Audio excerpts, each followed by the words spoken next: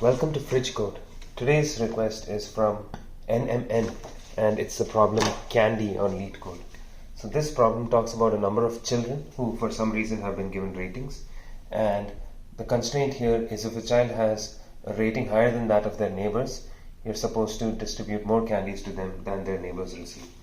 So let's just draw a diagram to get a feel of what this looks like.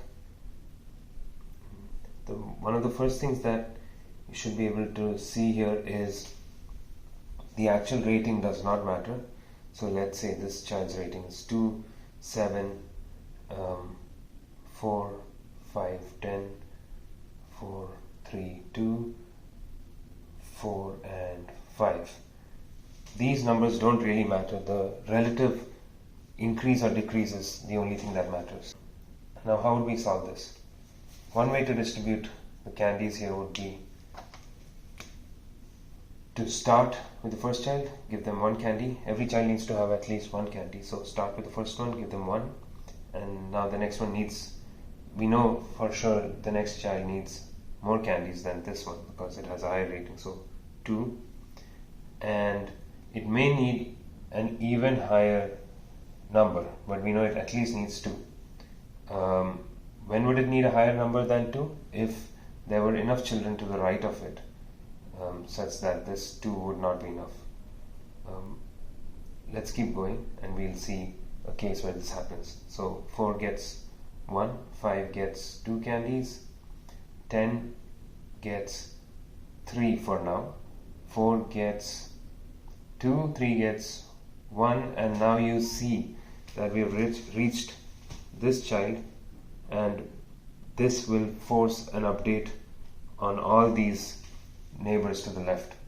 So we see if we give 1 candy to 2, then we need to give 3 2 candies, and we need to give 4 3 candies, and 10 now needs to get 4 candies. Do you see some kind of pattern here? It's an increasing sequence or substring of ratings. And that basically gives us our first idea to solve this problem. At every point you want to know what the longest increasing substring or subsequence ending here is. Technically substring or continuous subsequence. So this hopefully you already know how to solve. Going from the left, this is 1, 2, 1, 2, 3, because we are not considering the one that's coming from the right for now. And then 1, 1, 1, because it's all from the left. 2, 3. And we do something similar for the right side. So coming from the right, so it's 1, because it's decreasing, so it's still 1, 1, and now it starts increasing. So 2, 3, 4, 1, 1, 2, 1. And now the answer is just going to be, at each point we take the maximum of the above 2. So 1, 2, 1, 2, 4, 3, 2, 1, 2, 3. Now this you can store in 2 separate arrays, but you will soon see that we don't actually need the second array. If the first one is stored in an array, you can just start iterating from the right and compute this, and as soon as you compute it, you know the value you need here, and you can add that to the total. So this is a solution that works in O of n time and O of n space. O of n space because this array will take up n space, and O of n time because it's 2 passes over n data points, and that's big O of n time. So the optimal solution for this in terms of time is big O of n, but in terms of space we can actually do a little bit better. We can actually solve it in big O of 1 space, meaning we do not really need to keep track of this array. That means at each point we should be able to calculate the number of candies we need and should not need to backtrack or track forward. Let's see how we can do that. So I've erased some of the numbers and now I'll talk about the big O of 1 solution. So now going from the left, we will consider two types of sequences: increasing subsequences, continuously increasing subsequences, and continuously decreasing subsequences. For continuously increasing subsequence, our approach is straightforward. We just track how many candies we would need. So 1 here, 2 here, 1 here, 2 here, and 3 here, so on. And we just add them to the total. We can store that in a variable up, and we increment this as we see that we are in a continuously increasing subsequence. For continuously decreasing subsequences, it might seem a little tricky because we need to assign 3 here, but how do we know that until we hit the value?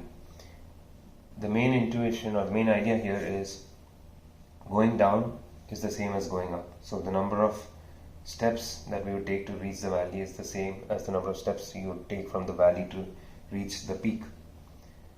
So we can just start with 1 here, 2 here, and 3 here. This had the value 2. And this is the same as the right values, which would be 1, 2, and 3. So now we have solved for continuously increasing subsequences and continuously decreasing subsequences. Now the main tricks in this question are how do we update this value correctly when we go up in height or in rating, and then we descend to beyond what that would have allowed. So here, if we had gone from 4 to 10, we would have set 3 candies for rating 10. But when we reach 2, we see that this should actually be higher. That's the first thing to watch out for. And the second one, which is more trivial, is what if there was another value with the same rating? In that case, make sure you reset and give just 1 candy. So for going from 2 to 10, what we'll do is once we hit the valley, meaning once we start the next increasing subsequence, or let's say once we basically end this decreasing subsequence, meaning we increase or we stay the same rating. So assume there was a 2 here. In both of these cases, we would need to update the count here. How would we do that? Let's say we kept track of the last peak, and this would just be the value of up as long as you are going up. So as long as rating, your current rating, is greater than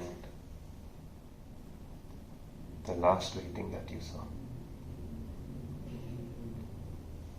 So if this condition is met, you set peak to up.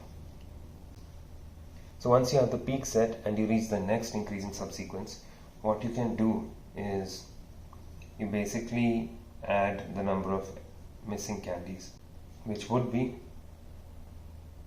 the current descending sequence, so let's say that's down, minus peak plus 1. So let's do a dry run here. So down would have been 3 at this point, and peak would have been 3, and that's 1 candy too short. So you would have added 1 candy, which is what you'd expect. Also, let's assume this went on to like 7. So in that case, you have 1, 2, 3, 4, 5, 6, 7, and in that case, this would have needed to be 8. So you would have needed to add 5 here. And let's see if it gives us that. 7 minus peak should be 3 plus 1. And that gives us 5. Now this is very tricky to implement, so make sure you structure your code into different sections for increasing subsequences, decreasing subsequences, and don't forget the case where you have basically a flat plane. Hope this helps, and here's the code. Before I show you the code, it's important that you take an attempt at solving the problem by yourself. The code here will hopefully guide you in case of any issues, in case you are stuck.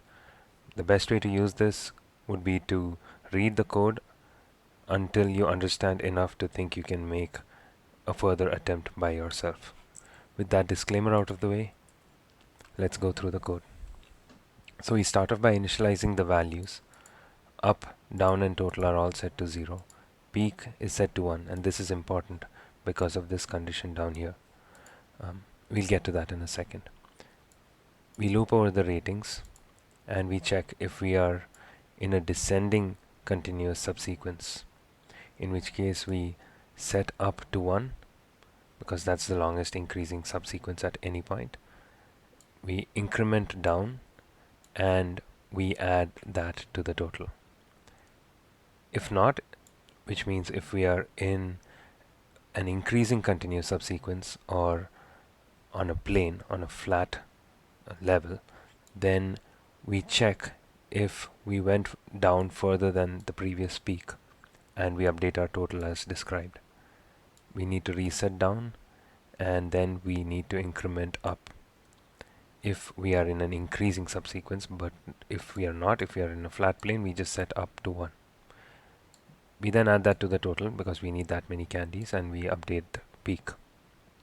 This is fine to do here because if we were in a flat level, then setting peak to 1 is the right thing to do. Then we update last rating, and at the end, after exiting the for loop, we need to do one final check to see if we needed to adjust the previous peak. At the end of this, you should have your answer in total. Going back, I mentioned peak should be set to 1 here because when you start off initially, you want peak to be greater than down so that we do not enter into this condition and add it to the total.